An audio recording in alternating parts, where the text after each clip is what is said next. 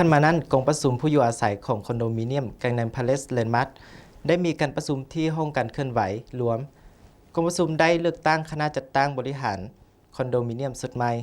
โดยการเป็นประธานคณะกรรมประชาชนเขตเมชีเนื้อหากองประชุมเน้นปลดตำแหน่งคณะจัดตั้งบริหารสุดเก่าเลือกตั้งคณะสมาชิกสุดใหม่เพื่อเป็นคณะจัดตั้งบริหารคอนโดมิเนียมในระยะต่อไปมีตามผลได้รับของการเลือกตั้งในกองประชุมคณะจัดตั้งบริหารสุดใหม่ได้รับการแต่งตั้งมี5สหายหลังจากมีผลสรุปคะแนนเสียงอย่างเป็นทางการแล้วคณะจัดตั้งบริหารสุดใหม่ก็ได้มีการเปิดโตกับประชาชนผู้อยู่อาศัยในคอนโดอย่างเป็นทางการคณะกรรมประชาชนเขตเมชีจะได้ส่งบทบันทึกที่ได้รับการเป็นเอกภาพกันให้กับเมืองนำตือเลียมและขอให้เลือกตั้งหัวหน้าคณะรองหัวหน้าคณะและคณะกรรมการคุ้มครองคอนโดอย่างเป็นทางการ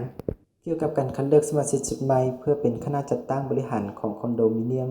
ผู้อยู่อาศัยแกงนำพาเลสแลนด์มาร์คมีความเชื่อว่าการดำเนินงานและการคุ้มครองของคอนโดมิเนียมในอนาคต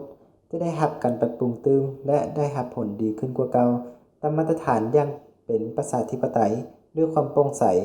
ประกอบส่วนเข้าในการสร้างชุมชนของพลเรือนแกงนำพาเลสแลนด์มาร์ค